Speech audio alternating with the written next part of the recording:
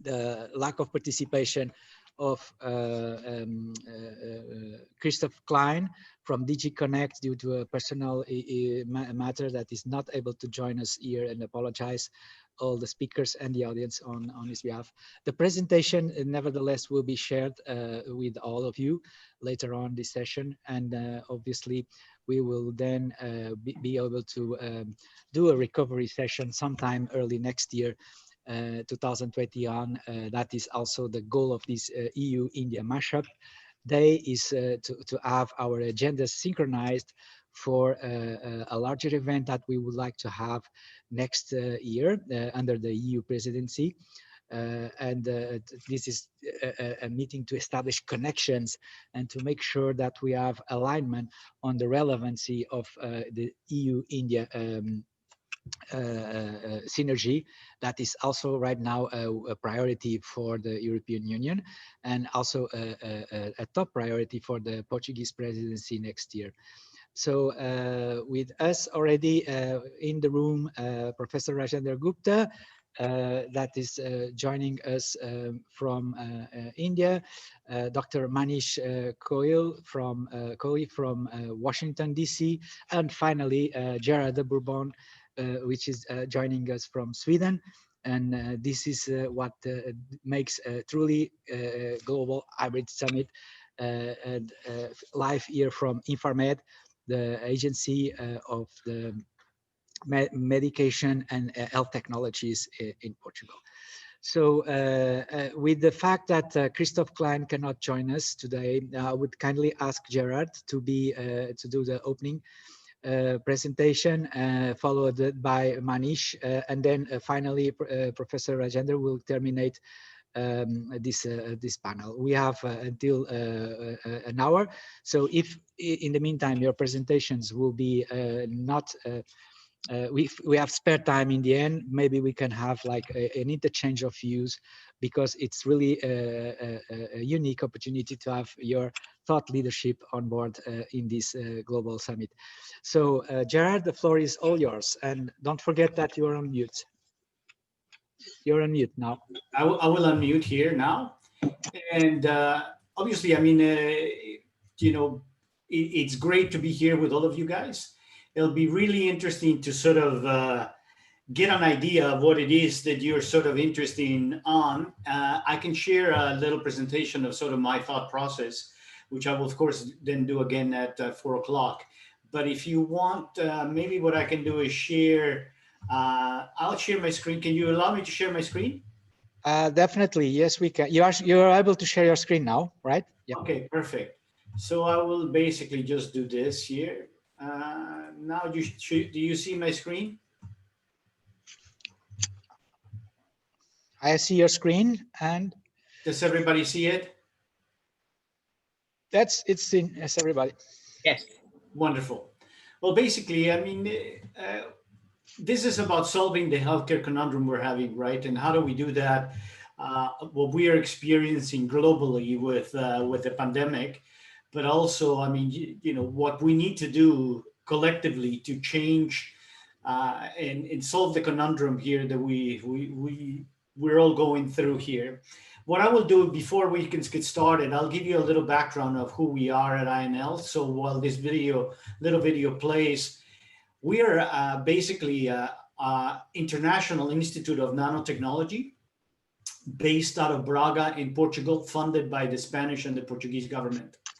So we are, you know, the world's only intergovernmental institute for research in nanotech, with a really modern R&D, you know, and innovation infrastructure, with a huge square footage or square meters of space, a number of clean rooms, and we have scientists basically from more than 40 countries now.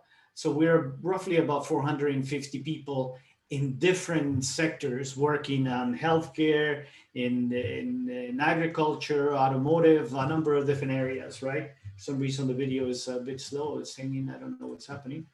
There, has it started again? Do you see the video? I see the video, yeah, it's okay. Okay, good. I see it here. Good. So in what we're doing at INL that is unique is we have very unique way of collaborating across clusters of scientific clusters that is very, very different than other nanotechnology or research institutions where they're a bit more siloed and it takes a lot longer to come to fruition when it comes to projects.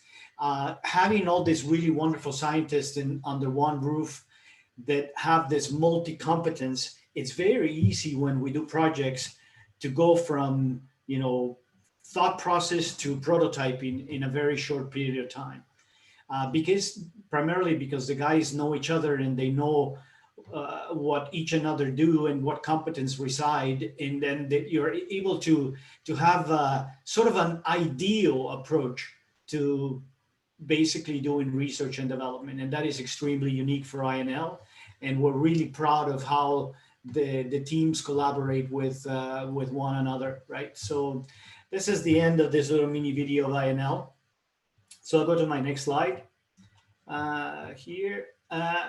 Given that we're working with COVID right now, we're working in a number of different areas, but we're talking about healthcare. Currently, we're working on a device that's going to allow you to, in a fast way, within a few minutes, see if you have COVID or not. The whole idea is to sort of identify these people that potentially can be spreaders very, very quickly so that people can get on with, within their lives and industry and society. So we've been working on that since the start of the pandemic, and we're hoping to get into clinical trials hopefully soon at a very, very low cost. And we have, of course, a multi-pronged approach to doing this. I don't know why my slide is not switching to the next one. Okay. So this just illustrates that it's a patented technology that is going to be able to give the patients at home testing themselves a little QR code or a certificate that they are okay and they can go to school, they can go to work and what have you. So let's go to my next slide.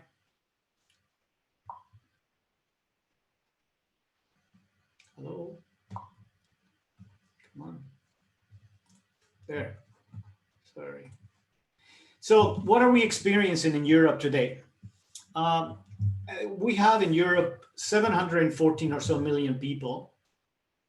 And according to the European Center for Disease Control and the health minister, out of the 714 million people, now the numbers have been updated that 400 million of us will be affected in one way or another by the pandemic. And the reason is that there are many people that get the virus and they're recovering, and then they end up with some form of the damage to their bodies. But there's a lot of people that are asymptomatic or mildly symptomatic that are in the industry being called happy hypoxies, that are basically operating daily with at 80, 90%, 95% of the lung capacity, not knowing they have some form of damage. And some of them experience this. They could be young people with, myocardial problems, lung problems, gastrointestinal problems, cognitive joint issues, and so on, right? So now if you add to that the problem we have where currently we're spending about 98% of our budget to treat the sick, and if you add to that the migration problem, it's no longer sustainable for us to continue that way. So many of the innovation in the EU, we're working all together and trying to flip the pyramid upside down and spend that 98% of the budget to treat the healthy so they don't get sick. How are we going to do that? Well, with wellness, nutrition, and nutritional medicine, with preventive care that is technology enabled, with AI and a number of other things, right? Technology.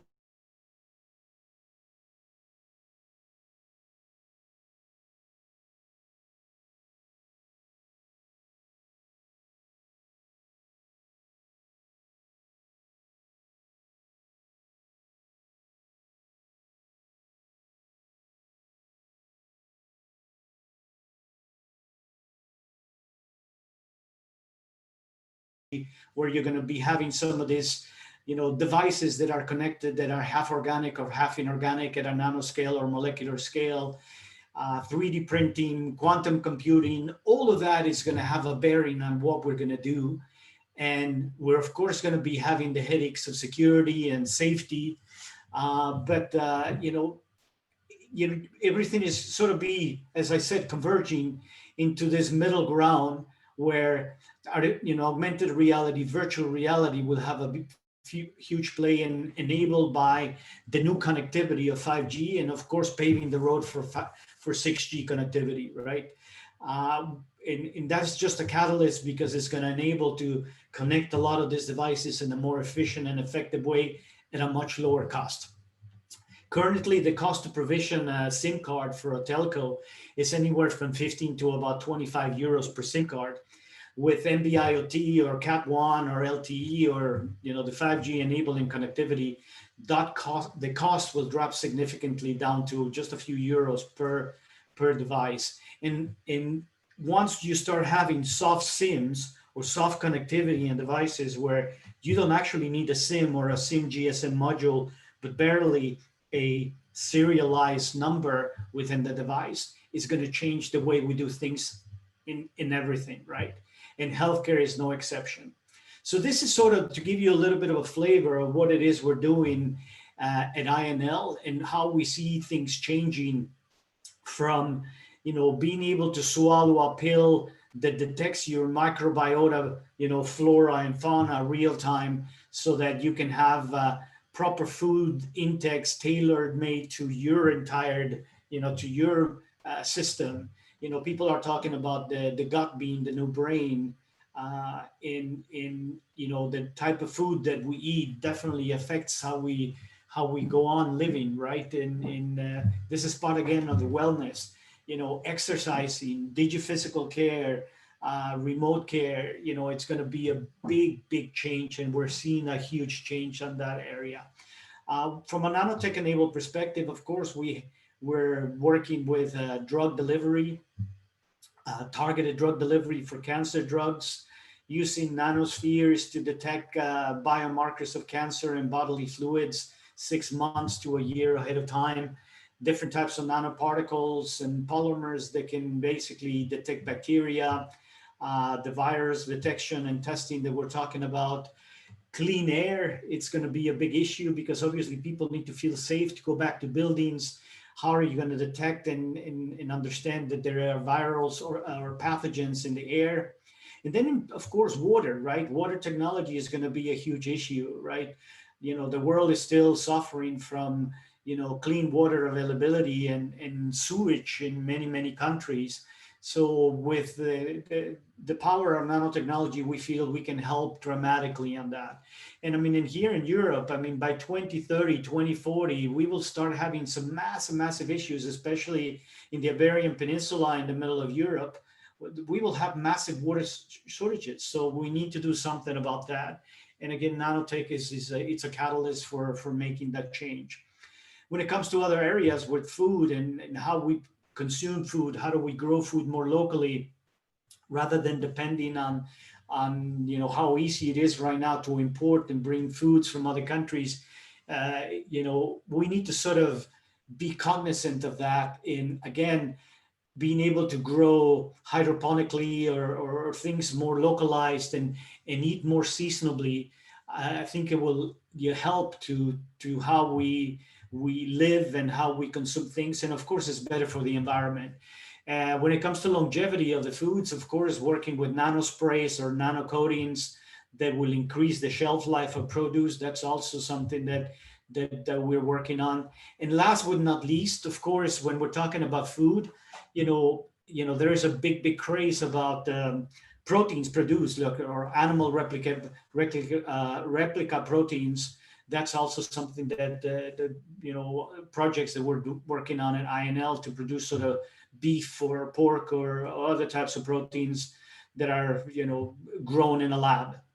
So with that, I basically leave at that, finalizing that everything that we do at INL, has the 4 P's in mind, meaning that we're always thinking about the planet, people, purpose, and profit. Profit is last, right? We're a nonprofit institution, although within our IP Ventures program, we're setting up companies that are for profit, but they're for profit for good. Um, and that sort of concludes sort of what I'm doing. This is a picture of our team. And I want to thank you for listening. And right now, open it up for discussion if you have any questions. Thank you so much, Gerard, because it's such an interesting thing to realize that INL is really close where I am broadcasting this global hybrid summit. That's from Portugal in Lisbon. Braga is a beautiful city in the north of Portugal. And just remind all participants that INL is now a global research and development partner of the Health Data Forum. We are going to build a powerful agenda for 2021, where we expect to host you all in the biggest event that we can ever think of, the EU-India Digital Summit. And this is obviously something that would count with your contribution. And now I would ask the following presenter to also do his presentation. And if you don't mind, Gerard, we'll take the questions in the end for all the three of you. Perfect, thank you. Because I think I would like to, yeah, great. So without further ado, Dr. Manish Kohli, from medical doctor, HIMSS expert on digital health, and is going to offer us his vision. We are also very proud to announce our recent partnership with HIMSS. We are Partner Innovation Exchange from HIMSS. This is makes us really proud that the Health Data Forum has this close collaboration with HIMSS, and it's really wonderful that Dr. Manish, you could take some time off your busy schedule to be here with us and enlighten us with the vision for a future with digital health. Thank you, Paul. Truly an honor and a delight to join the group today. Gerard, I really enjoyed your presentation, so thank you. We live in interesting times, to say the least. Our world has rapidly changed in the last 6 months or so, I would say 9 months now. And everybody is thinking, how can we do things better?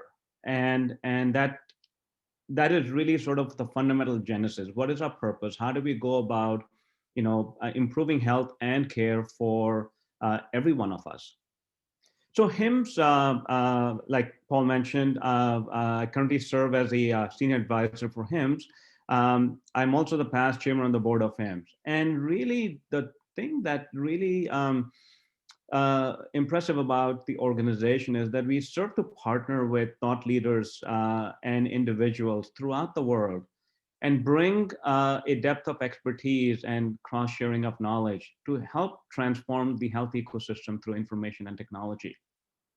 We're a nonprofit organization, have about 350 employees and about 80,000 members spread out throughout the world. So Paul, Gerard talked about, one of the key values that they have is purpose. And that's how I always like to frame any conversation. What is our North Star? What is it that we are trying to achieve?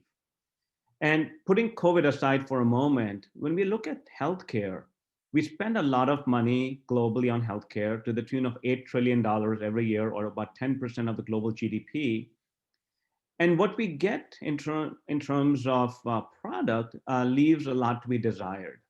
When you look at quality and safety metrics, when we look at access to care, when you look at cost of care, when you look at workforce challenges, we have not optimized our industry in a manner that other industries have done so in the past. And ultimately, it's the patient, the family, and the consumer that really is the North Star. We must be aligning all the elements in our ecosystem to deliver care to individuals at the right time, at the right place, for the right care. And COVID presents a very unique opportunity for all the tragedy that it has caused. It has resulted in policymakers, payers, all of us to think about new ways of solving all problems. Everything from virtual conferences like we're in right now to telehealth, teleeducation, and the likes. And my sense is that this is going to stay with us, and that's a good thing in the long run. As we begin to look at creating framework for digitally distributed care, digitally distributed education, and actually looking at how we do more with less while improving the outcomes. So global collaboration becomes more important than ever. The pandemic has made us painfully aware that it doesn't matter where you live, the pandemic will come and find you. Well, Antarctica may be the only geography that has been shielded from the infection, but we are one community, and we must come together and rise up together to really prepare not only for the future pandemic, but really to create an ecosystem that connects people, processes, and technology to deliver healthcare that is more affordable, more accessible globally. And ultimately, we talk a lot about technology, but really it's really not about the technology. In fact, the hallmark of successful technology when it becomes invisible. And really when I look at a framework of how transformation needs to be galvanized, the fundamental drivers are good policy, incentive that align with the right behavior and the right outcome that we desire, and of course, ethics, security, and privacy issues. These sort of are the foundational layers that drive how health ecosystems evolve. As we look at our life, data has become the new currency. It's the new oil. And everybody is really looking at how do we capitalize this resource to make better decisions. And when we look at healthcare, there are fundamentally 4 domains that I like to think about. The foundational is supply chain and logistics. There are a lot of resources that go into the delivery of healthcare. And as we look at the supply chain and logistics in healthcare, the systems are at best broken. And if we were able to utilize the data and actually make it insight-driven decision, we can actually make supply chain and logistics a lot more seamless, a lot more efficient, and actually make a dent in the inefficiencies and the high cost of care that exists right now. The next pillar is the workforce. So healthcare is a people and a data business. And as we look at productivity and distribution of clinical and non-clinical resources, we have challenges in front of us. And how do we begin to leverage a distributed workforce in healthcare to provide access to individuals throughout the ecosystem?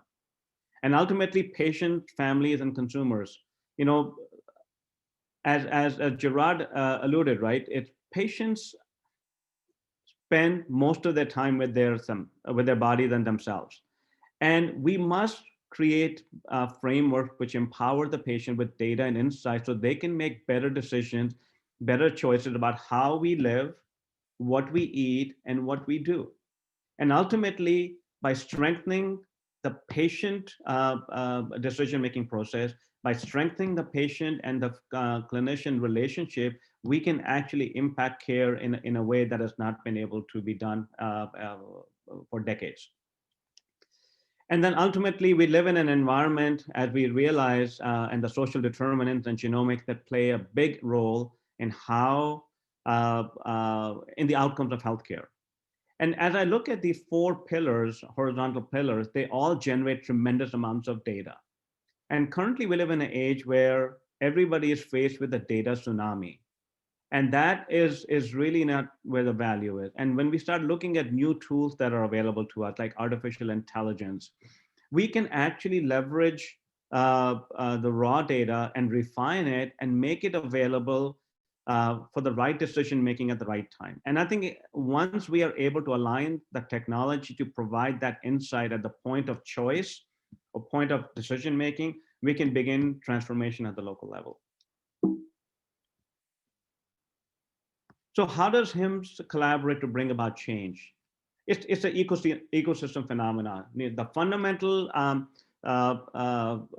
North Star is the patient and the consumer. But HIMSS works together to really look at how do we bring together influencers from government, public and private sector, technology space, policy, finance, and education, connect them with our members, which number in excess of 80,000 globally. And then how do we connect them stakeholders who are involved directly or indirectly in the provision of care, healthcare systems, providers, executives, administrators, payers, and patients. And ultimately, bringing thought leadership to this ecosystem is sort of the genesis of change. One of the excuse me. So everybody must have heard about the EMR adoption model, the MRAM, which is sort of a global standard for assessing digital maturity in the hospital settings. And the MRAM model has been deployed in many geographies globally to the tune of touching the lives of 575 million patients around the world. I'm just having a little technical issues here, 1 second.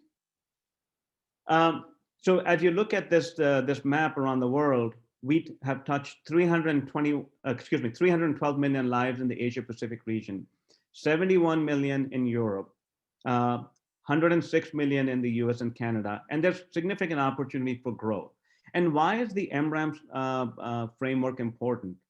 As we look at studies, MRAM certified organizations tend to deliver better on the promise of quality, access, and cost of care. Most recently, the HIMSS rolled out the digital health indicator, which really is a powerful and compelling framework to measure progress towards a secure, private, outcomes-driven digital health ecosystem. It is an ecosystem that encompasses 4 key dimensions: governance and workforce, person-enabled health, interoperability, and predictive analytics.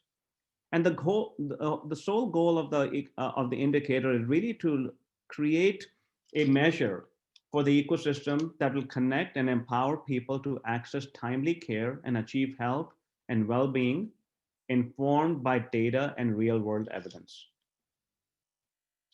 We also collaborate to build communities and partnerships across the globe. We center around global thought leadership through a number of endeavors: events, networking, education, analytics, research, health policy, and so forth.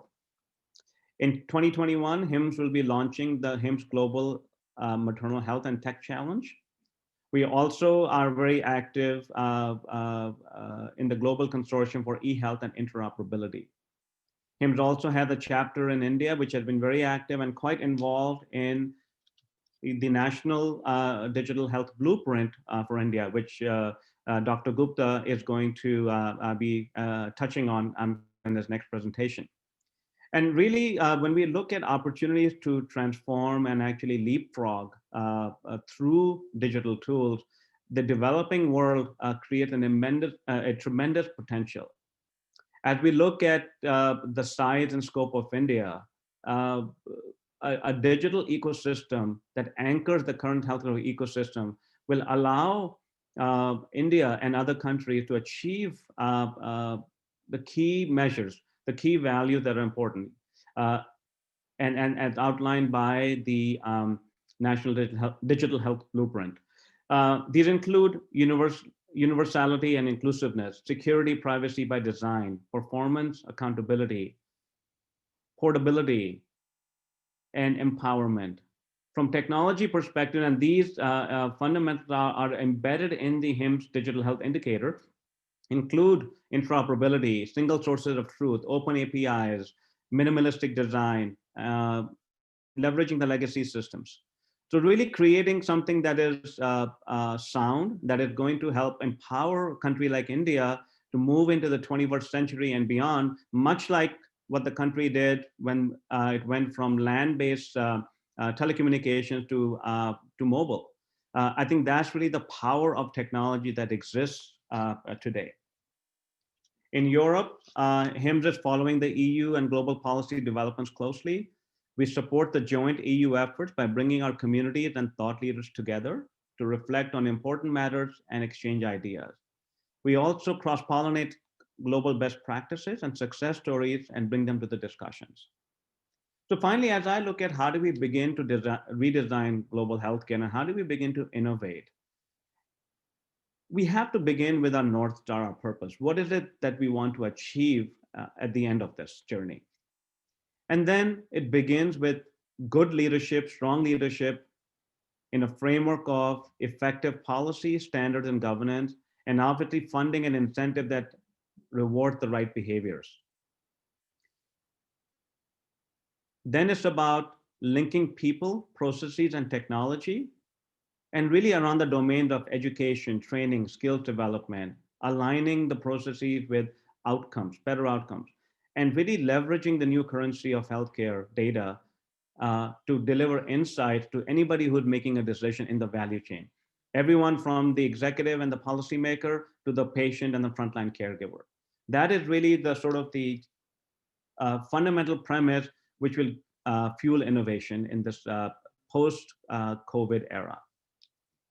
So with that, I'll thank you and look forward to the Q&A and discussion after Dr. Gupta's presentation. Thank you so much, Manish. It's interesting that you have set the tone on having a North Star. And this is also something that we need to be reminded. And I am sure that Professor Rajendra Gupta will be adding on that North Star, which is obviously the closing keynote, global keynote presentation right now from Professor Gupta. And his thought leadership on this will be very much appreciated. Professor Gupta, the floor is yours. Thank you, Paul, and the Global Health Data Forum. I think you have organized a great event. I was there yesterday and it has been a great learning. You know, digital health is an opportunity emerging out of a crisis. As I said yesterday, it is not new.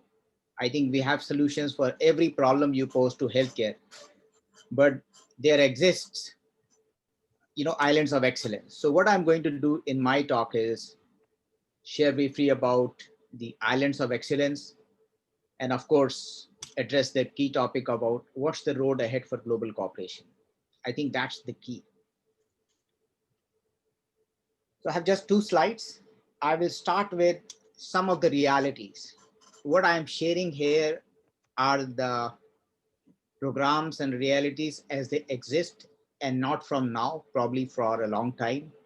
So there is a big global healthcare provider.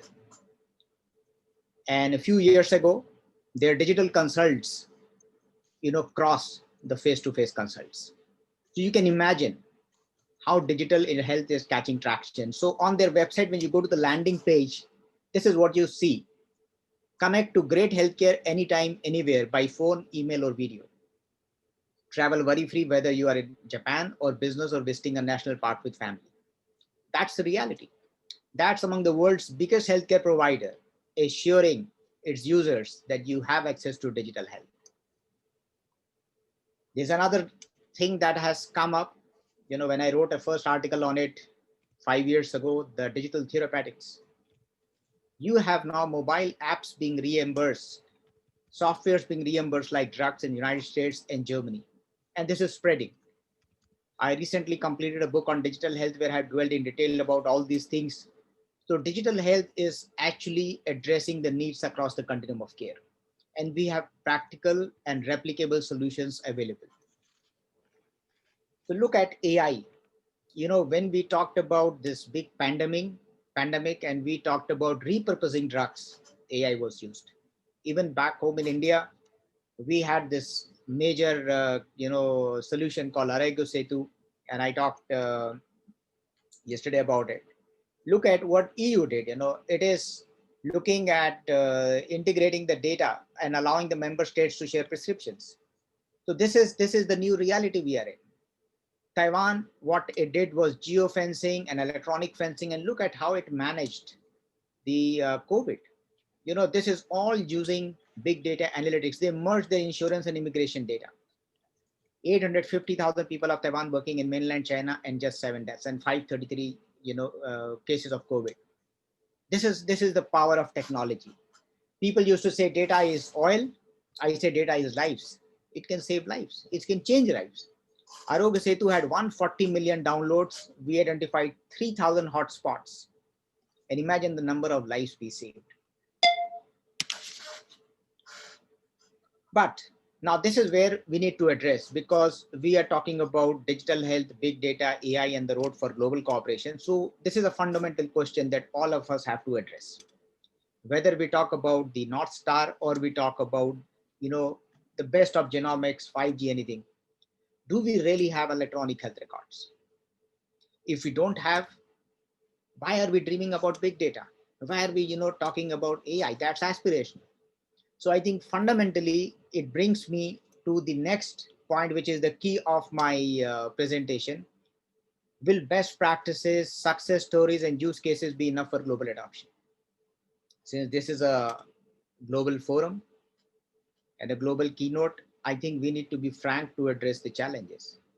I have worked on the guidelines development group of WHO, and when we were drafting those guidelines, we had the serious issues about how having enough evidence in support of digital health. Of course, with COVID, things have changed a lot, so I'm sure we'll have much more. But what do we need to do? Will just India doing it make a difference? Will just Estonia doing it make a difference? Probably not. So what do we need is an overarching theme of global governance, regulations, and ethics. And why do we need that? It is very important. See, today you have inbound and outbound patients. I've been chairing a committee to draft the National Digital Health Standards. When we started our work, we thought we should be able to do it, but realistically, we cannot do it without looking at what's happening globally. We have to look, we have to collaborate, we have to cooperate with other bodies working in this domain. I think where forums like Health Data Forum, World Trade Organization, International Telecommunication Union, and the World Health Organization all have to come together to address these three issues. Where is our global governance? If I have a patient which seeks a second opinion from United States, what rules, what regulations, what platforms provide that? So what I propose here is, should we aim to declare 2020 to 2030 as a digital health decade?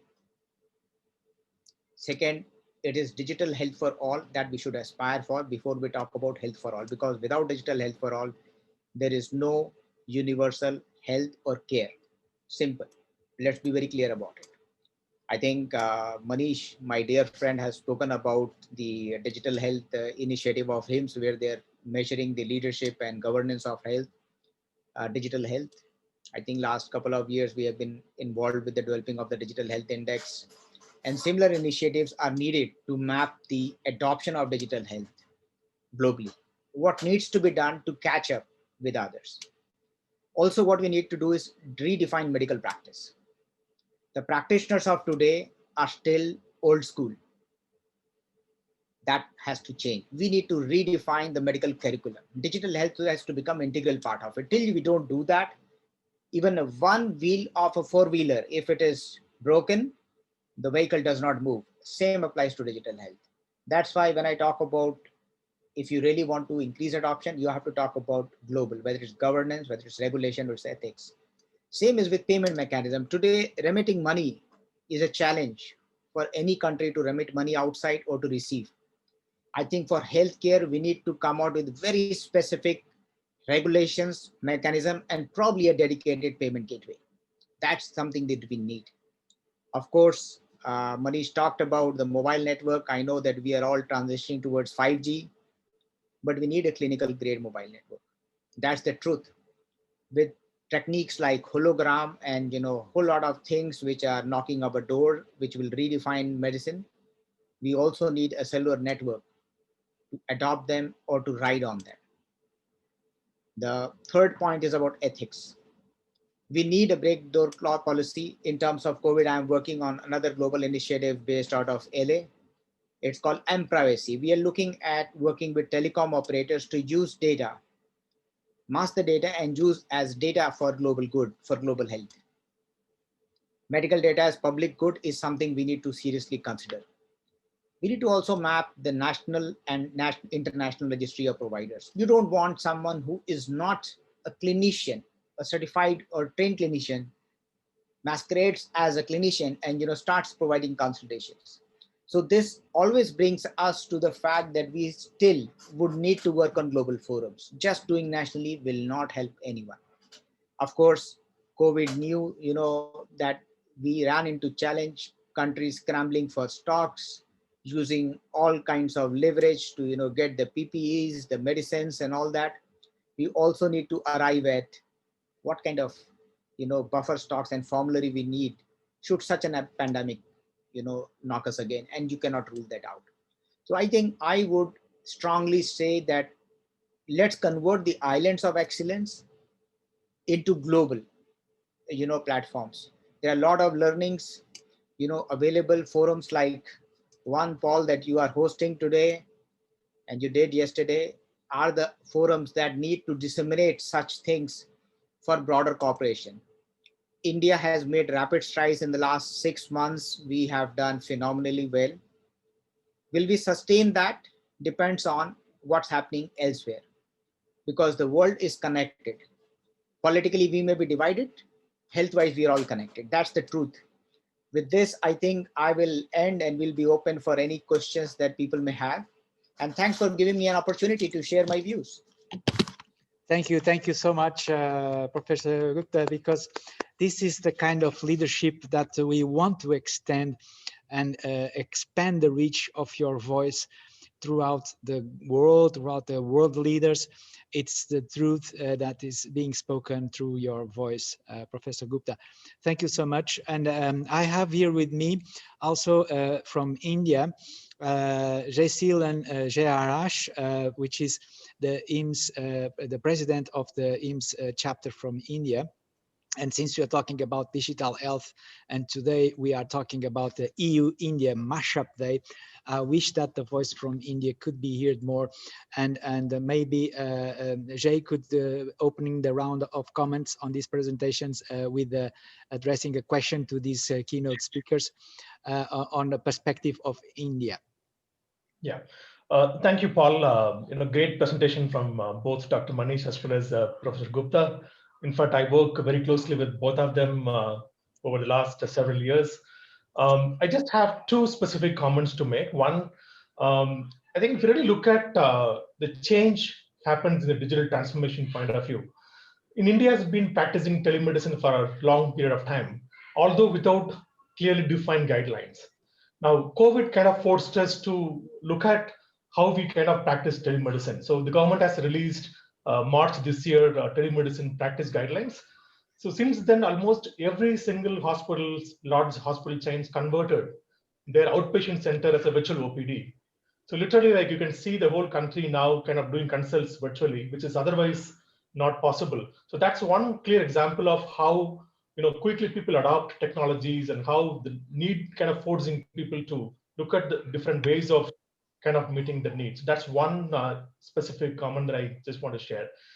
Secondly, I think Manish talked about the National Digital Health Mission, because this is really very important for the Indian perspective.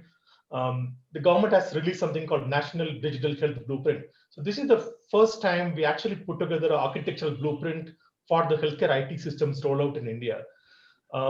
So we really have very ambitious plan to really create a health record for 1 billion population. This is not going to be easy. It's really like a mammoth task to really kind of achieve something of this scale.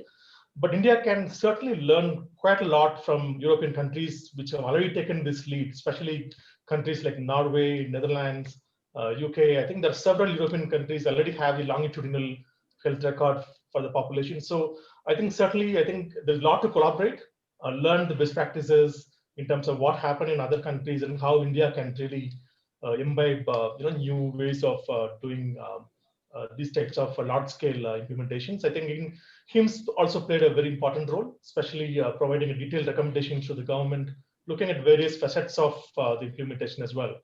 So with that, I just end my comments. Thank you so much, Paul. Thank you so much. Because just this morning we had an intervention and in the opening keynotes, and absolutely the civil society has an important role to play, and HIMSS being an element, leading voice in the civil society in terms of assisting governments to establish the best policies for not making the mistakes that a country can avoid by repeating the mistakes of the other. And definitely by seeing the challenges you have in India, it should give the European leaders the sensation that, come on, we are a small country compared with India. So don't make these things more complicated as they are. Look at the case of India. If they're making it happen here in the European Union, we should also learn from each other on that regard. But just one comment to both the speakers. I mean, one of the big challenge now we are going to face with is how are we going to distribute vaccine for a billion population, right? I mean, anything that we can draw inferences or any past experience, anything that, whether Dr. Manish and Rajendra Gupta sir can kind of share their insights. And Gerard too, because he's being in Sweden, is probably also pretty aware that the fact of vaccination is going to be a massive problem also in the European Union. So who wants to start, maybe? Gerard or Professor Gupta, Manish, who wants to start? I can jump and Paul say that, I'll tell you the best part of our country is that we are resilient. And when it comes to challenges and facing and living up to that, we deliver. So there are enough examples of the past, that convince me that we can deliver. So you look at all major initiatives, even a small percentage is a big number in the country. And the past track record of delivering things like, eliminating polio, which was like door to door knocking, and delivering the pulse polio, drops, we succeeded in doing that. So I have enough reasons to believe that we do have networks, we do have people, and we do have strength in the system. And what is required most, which anyone would agree, is the political will.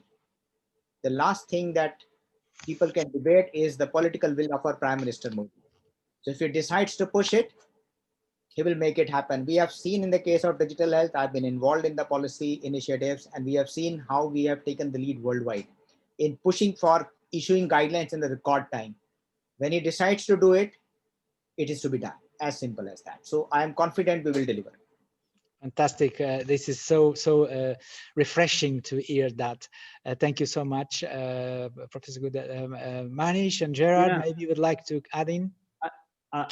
Yeah, thank you. So Jay, you asked a very important question. And I think that what India had the potential to do at this stage is really not to replicate the way things have been done in the past. I think there is an opportunity to leapfrog.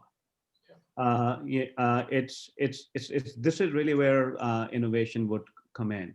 How do we start looking at the tools that are available to us and begin to build a healthcare infrastructure and a healthcare ecosystem that is going to maximize impact at a lower cost, right? So the reality is we're spending a lot of money globally on healthcare. $8 trillion is a lot of money that's being spent. And studies have shown if you start looking at inefficiencies in healthcare and other factors, we lose about 30 cents on every dollar.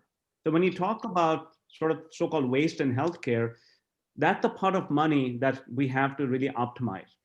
I don't expect the money to grow significantly, if at all. I think we all must come together to say, how do we actually build sustainable ecosystem while being better stewards of the resources that are available to in a transformative manner? As COVID has taught us, healthcare also doesn't exist in isolation. The man-environmental interface is very important.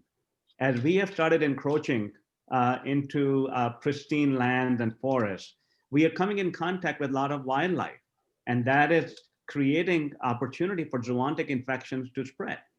So we need to invest in public health infrastructure. We need to look at our relationship with our environment. We need to build systems that are going to allow us as a society to connect the dots and actually create intervention programs that are going to help. And I think we have to now, learning from COVID, think about low-cost ways of building ecosystem. So for example, I've been in discussion with the conversation is around building the number of hospital beds for a community. Yes, we do need some tertiary care, but should the discussion now be on building a virtual care platform, a strong primary care network that is anchored by secondary and tertiary care hospitals? And using the same amount of money, perhaps we build fewer number of beds, but invest some of that money into home care, virtual care, and primary care. So I think this is really where transformation would come in. And as Dr. Gupta said, it's going to begin with good policy, good thought leadership, and good mechanisms coming together, leaders coming together to say, let's do this together. Because politically, we may be divided, Dr. Gupta, you're right, but I think health-wise, we're all one.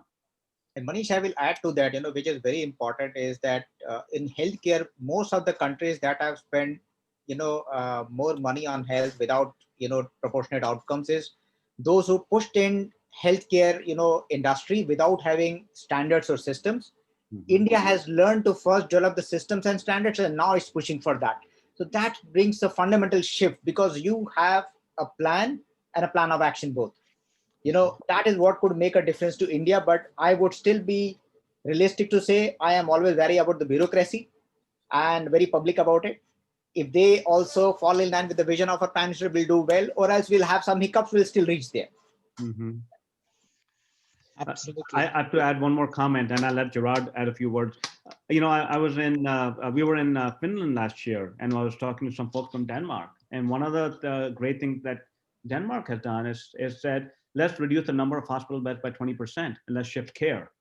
And that is really sort of the thinking that's needed at the policy level, where leaders come in and say, do things differently. And I think this is what EU can teach India as well. Really, how did the EU go about, transforming their care delivery spaces, and actually, how do we actually make it happen on the front lines? Thank you. Absolutely. Gerard, do you want to take in the last mile before we start the following session? Yeah, well, look, I echo what you guys have said. These have been really good discussions. What I do want to do is invite you guys first later on to the INL booth, and we can have further dialogue on this. But check us out, connect with us on LinkedIn. We definitely, from an INL perspective, we feel that there is a lot of things that we can learn and collaborate with you on what we are doing from an innovation perspective of how we're handling healthcare. But I mean, look, guys, earlier, I think,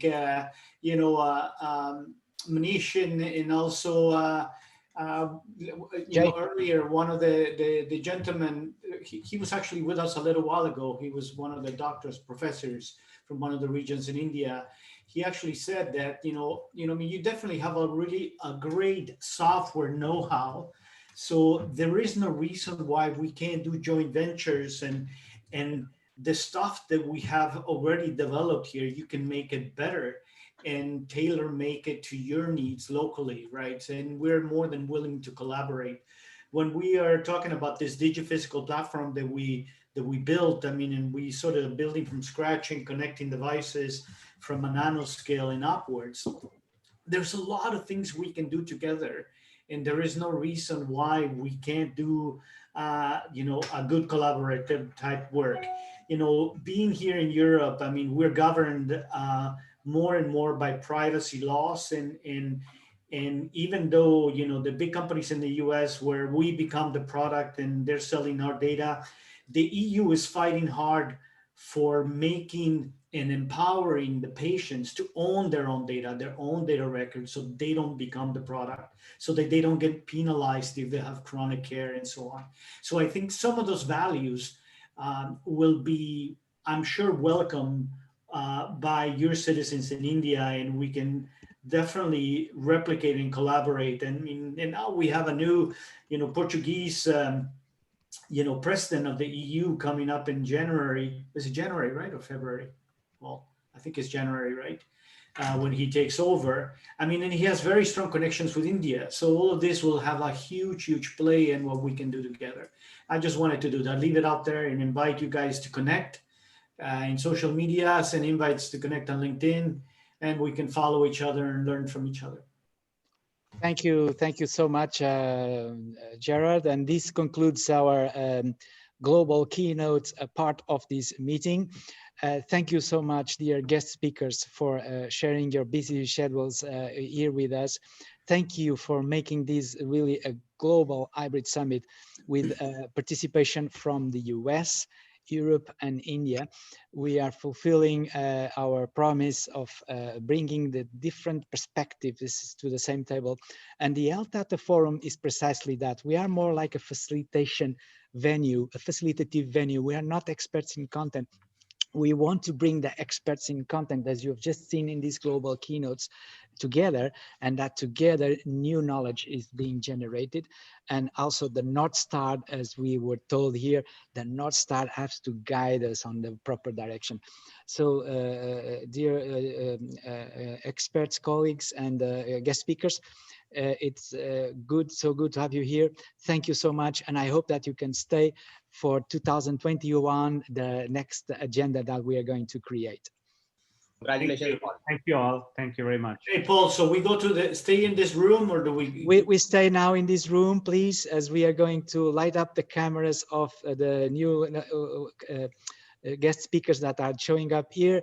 And I saw we have Honorable Britain from the India Embassy in Portugal here with us.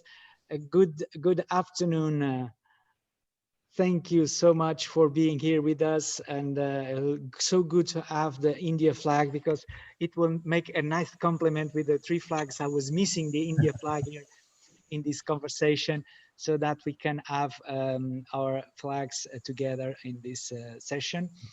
Also, we have here the start of the parallel session that is going to happen also with our Portuguese guest speakers that are here with us also. Nanda Kumar, and who else needs to be here in this conversation now? I think Jay also, and we are in the top of the hour. So Ricardo Luz, can you light up your video so we can make just a reference on the session that we are going to start for the breakout one, room one, and Paulo, yeah, Paulo, just one thing. I think Ricardo already went to the breakout room one. Okay, Pedro, can you follow? Okay. Can you go there and host and make yourself the host and record? Okay, so José Paulo, we meet. Okay, on the breakout room one. Okay, I go to there. Okay. Okay, Thank you. see you. Thank you. Bye. Thank you so much. Thank you so much.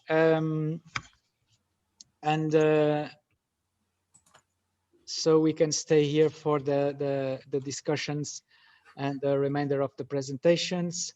Andy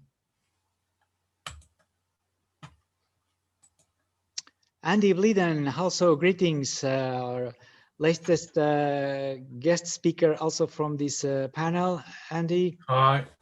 Hello, so glad to see you here. Glad that you make time to join us and contribute here. Pleased to meet you all.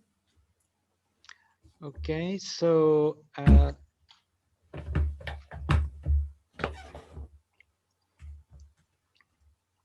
so Gerard, maybe you would like to take the lead on the session. I'm not sure if you're with us. Yeah, can you hear me? Can you find? Yeah. Well, look, I've already sort of presented earlier. I mean, I can do the same thing. Maybe we have different participants, correct, Paul? Correct. Okay, so no problem. But I mean, the session is solving the healthcare conundrum, right? You know, and I think we're all experiencing a very unique time in the world with this pandemic, and potentially others to come. I mean, it's not a matter of if, but when we're going to get hit again. So we're not even out of the woods. And then if you add to the equation, global warming and climate change, I think we have our work cut out here for us and our next generation. So we need to really do something so that we don't leave the young ones holding the bag for our mistakes and our living in borrowed wings, because indeed, I think mankind we've been flying on borrowed wings for many, many generations. I'm starting to wonder if Mother Earth is not rebelling and saying, enough's enough, guys. But at any rate, I mean, the problem we're having here in Europe, and I'm sure is the same throughout the world. I mean, obviously in the Americas, you have a different system, and in Asia Pacific, you have others. but I think we all have a similar problem, and that is that we spend an awful lot of money in treating sick people, and that's just no longer sustainable. So, I mean, if you want, Paul, maybe I can share my screen again. Yes, please do that. I will leave you now leading the session now. I'll be back in a minute because I need to make sure that the other session is recording. We are out here recording. Perfect. Let me give you the host now. Yeah. Okay. Fantastic. So we are still recording here the session, and I'll be back in a few minutes just to make sure that the other group is fine. Great. Do you